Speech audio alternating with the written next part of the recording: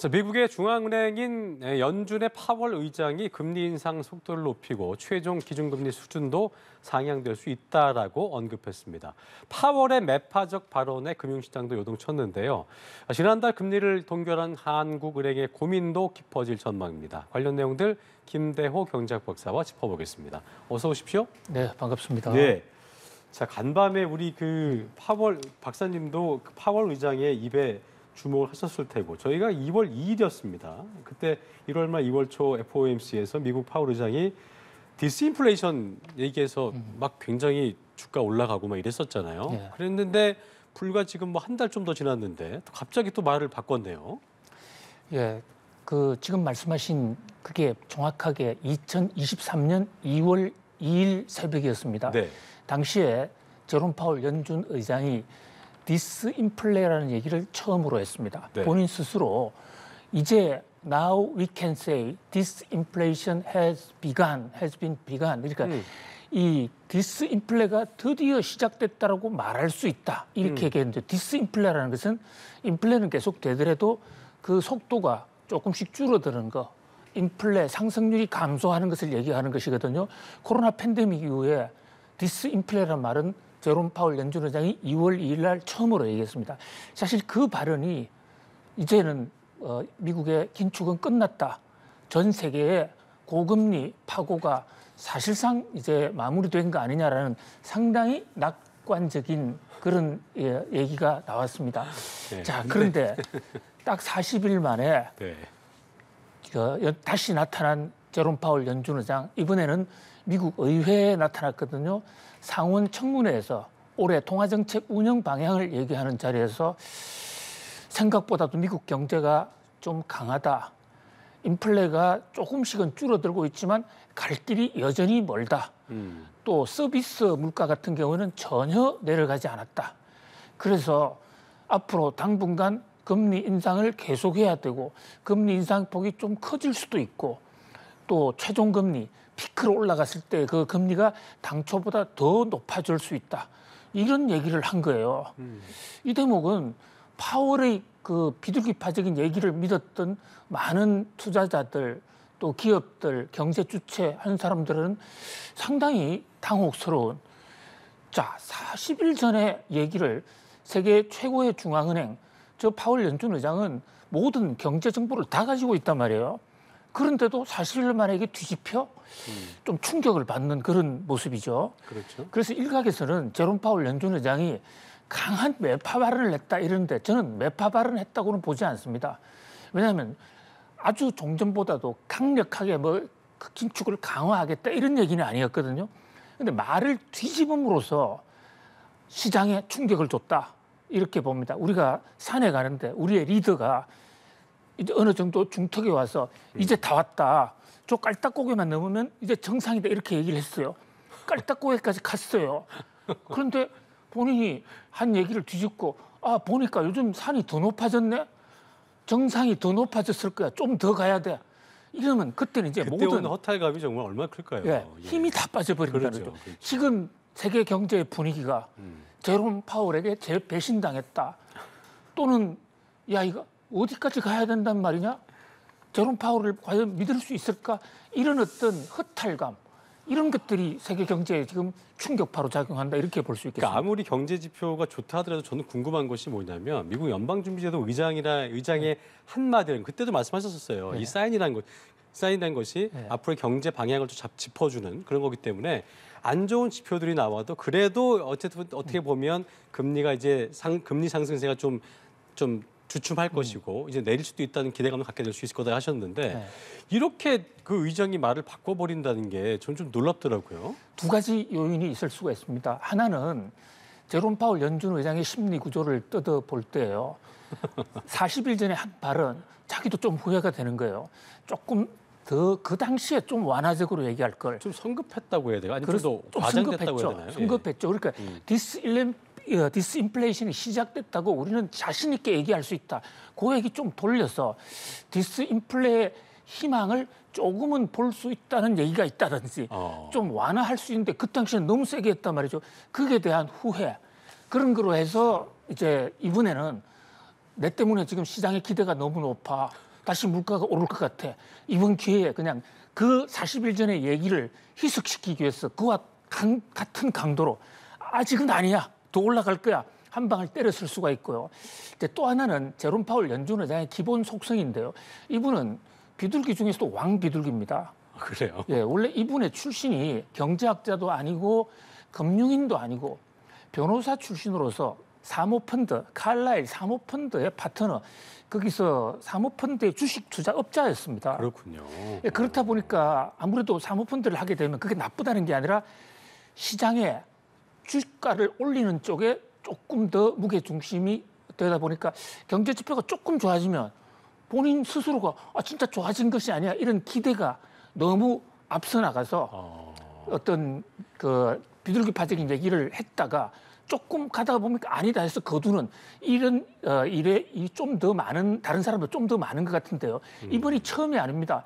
작년 7월 달에도 그 유명한 잭슨홀 미팅 예. 우리도 방송을 해드렸는데요. 네. 그때도 그 전달까지 야 이제 미국 경제 이제 다 좋아졌어 했다가 잭슨홀 산 정상에 가서 아니다 여기보다 더 높아 앞으로 갈 길이 멀다 이러면서 시중에 충격을 줬던 적이 있거든요.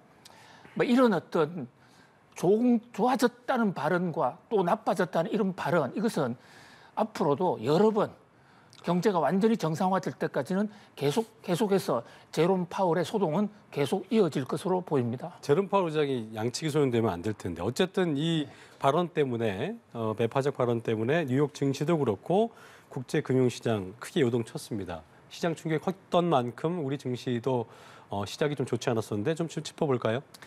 예, 우리 증시도 마찬가지로 타격을 받을 수밖에 없는 그런 구조입니다. 우리가 미국의 금리의 상승에 의해서 한국 증시가 흔들리는 것은 여러 가지 요인이 있습니다. 첫 번째로는 미국 금리를 계속 올리게 되면 거시경제 여건이 나빠지고 우리 수출이 줄어들 것이라는 이런 중장기 전망에 따른 주가 하락 요인도 발생을 하지만요. 가장 예. 단기적으로는 미국의 금리가 오르면 미국 달러 가치가 오릅니다. 실제로 달러 인덱스 지수가 105까지 올라갔거든요. 그러면 뉴욕 증시 투자자들 입장에서 볼 때 또 전 세계의 글로벌 시장의 투자자들 입장에서 볼 때는 뉴욕 증시로 돈을 가져가는 게 뉴욕의 채권 같은 거 사는 게 더 유리합니다. 그렇게 되니까 한국에 들어올 돈이 안 들어오는 거죠, 일시적으로. 그렇다 보니까 주가가 떨어지는 요인. 그다음에 또 하나는 환율인데요. 미국 달러 가치가 올라가면 상대적으로 우리 돈 가치는 그 약세가 되기 때문에 환율이 올라갑니다. 실제로 지금 오늘 환율이 1,320원, 30원 선으로 지금 상당히 요동치고 있거든요. 네네. 그럼 환율이 올라가는 나라에 투자한다는 것은 나중에 환차 손을 볼 수가 있기 때문에 적어도 단기적으로는 투자하는 게 현명하지 않습니다. 이런 요인들이 겹쳐서 우리나라는 지금 우리나라 원화 가치도 떨어지고 그러니까 환율이 올랐다는 얘기죠. 그다음에 주가도 하락하고 우리 경제에도 그 제롬 파월의 오락가락 발언의 충격파가 지금 도처에 지금 밀어 닥치고 있다 이렇게 볼 수 있습니다. 그렇군요. 시장에서 그러지 궁금한 것은 어쨌든 제롬 파월 의장이 그렇게 얘기했으니까 다시 이제 금리 터미널 금리 다 온 것 같았는데 더 이게 오르게 된다면 3월에 있을 그 어쨌든 보면 연준 금리 결정에서 페드워치 얘기하실 때 보면은 25bp, 그러니까 0.25는 뭐 명확관한 거고 0.5로 갈 수 있다는 얘기도 했었는데 이게 지금 어제 그 발언 이후에 0.5를 올릴 수 있다는 가능성이 70%를 넘었더라고요. 예, 미국 중앙은행인 연준이 다음 차기 FOMC에서 금리를 얼마만큼 올릴 것인가 그 예측을 가장 정확하게 과학적으로 해주는 곳이 시카고에 있습니다. 상품거래소. 예, 시카고 CM이라는 선물 네네. 상품 거래소인데요. 거기에 페드워치 이것은 투표를 하는 게 아니고요. 선물과 현물의 차이가 있기 때문에 전문가들이 실제 배팅하는 거 그것을 역추산해 보면 기준금리가 다음 달에 연준이 얼마 올린다는 것에 대한 뉴욕 증시 전문가들의 기대치가 딱 계산돼 나와요. 그렇군요. 그게 제롬 파월 연준 의장의 발언 전만 하더라도 0.5, 0.25가 주류였습니다. 전체 투자자의 70%가 0.25만 올릴 것이야 했는데 제롬 파월 연준 의장의 발언이 나온 이후로 완전히 역전이 됐습니다. 0.5 빅스텝을 다시 할 거야 라는 쪽에 지금 75%까지 올라갔거든요. 예. 자, 그렇다 보니까 이게 결국은 미국 금리가 더 올라간다 이래서 그게 덩달아서 국채 금리도 뛰고 뭐 이런 그 시장에 충격이 왔다. 그래서 시장에는 3월 달에 금리를 제롬 파월은 구체적으로 나는 몇 % 올릴 것이야라고 얘기는 하지 않았지만 제롬 파월이 의회에서 한 얘기를 종합적으로 볼 때 금융 전문가들은 실제 투자 행동에서 0.50 쪽에 훨씬 더 무게 중심을 두고 있다.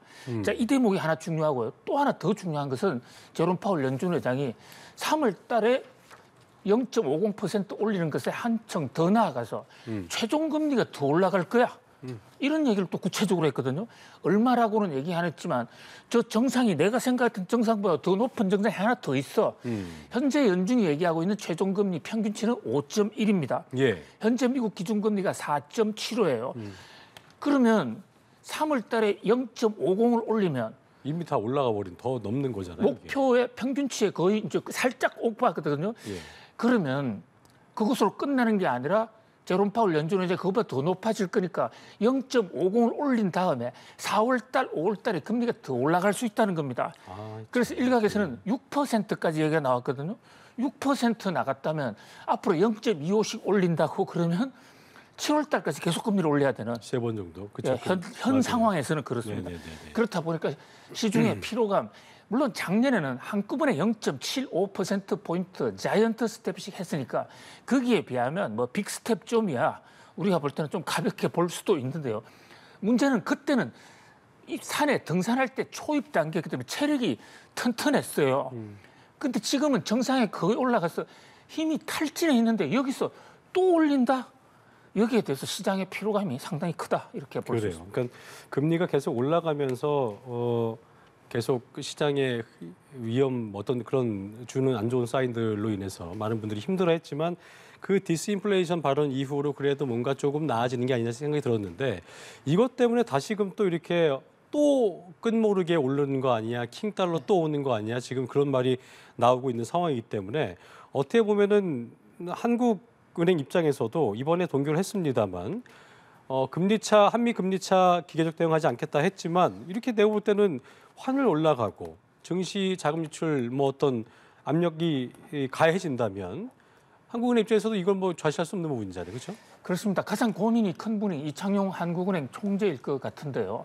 사실 한국은행 총재는 지난번에 우리나라 금융통화위원회 때 금리를 동결했습니다. 동결하면서 언급하지 않았지만 내심 이제 미국도 금리 인상이 조금은 진정됐을 거야라는 그런 전제를 그 밑에 깔고는 있었다고요. 그런데 예상과 다르게 제롬 파월 연준 의장이 최종 금리는 더 높아져 바로 다음 달에 0.5%포인트의 금리 인상을 해. 그러면 3월 달에 미국이 0.5%를 올리면 현재 미국의 4.75%의 기준금리가 5.25가 되는 거잖아요. 그러면 우리나라의 지금 기준금리 현재 지금 3.5입니다.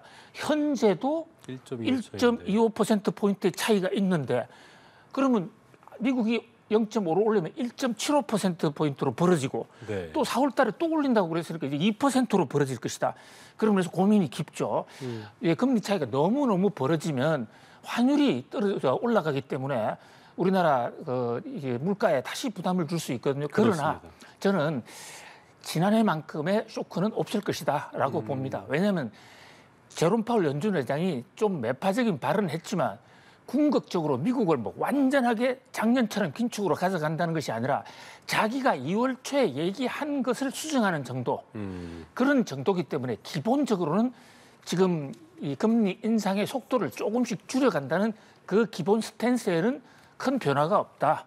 그래서 반짝하다가 미국의 달러 강세도 지난해만큼은 그렇게 강력하게 진행되지 않을 것이다.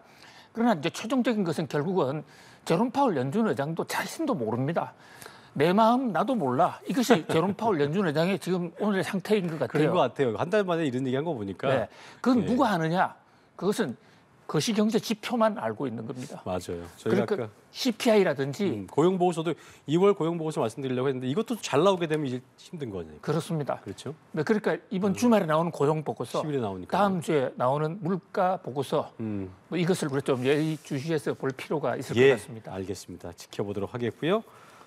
자, 지난해 우리나라 대기업들 매출은 증가해서 좀 좋은 것 같은데 이게 뭐 속빈 강정이라고 해야 되나요? 매출은 증가했는데 영업이익은 줄었다. 이른바 호황형 적자. 예, 이유가 뭘까요? 기업을 분석하는데요. 가장 중요한 두 가지 지표가 있습니다. 하나는 얼마만큼 팔았느냐. 근데 파는 것은 박리담에 또는 떨이도 할 수 있지 않습니까?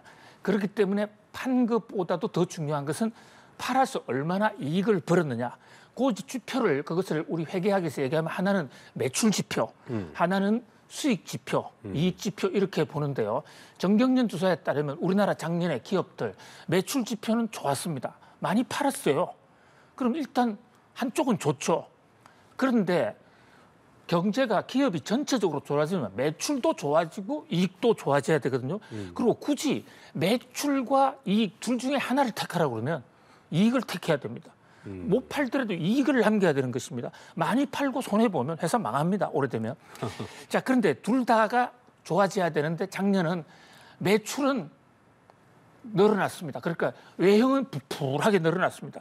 겉으로 보면 아주 몸도 튼실해요. 그렇죠. 그런데 속으로는 굶어서 지금 암 걸리기 직전. 뭐 남는 게 없는 상황이죠. 그죠? 남는 게 없고 속으로 굶어 있는 이런 상태거든요. 왜 이래 됐느냐? 한마디로 물가가 너무 올랐기 때문에 너무 특히 올랐다. 원자재가 많이 올랐기 때문에요. 네. 물가가 오르면 매출 금액도 오릅니다. 그런데 그 물가만큼 기업들도 모든 것을 가격에 다 반영할 수 없기 때문에 인건비는 오르고 원재료는 오르는데 판매하는 물건은 물가보다도 더 올리면 안 팔리니까 그러니까 결국은 속빈 강정, 겉은 부풀어한 그런 어떤 실속 없는 성장을 했다 이렇게 볼 수 있는 것이죠. 자, 기업들의 고심도 깊어만 가는 그런 상황을 저희가 함께 짚어봤습니다. 경제 읽기 김대호 경제학 박사와 함께했습니다. 오늘 말씀 고맙습니다. 감사합니다.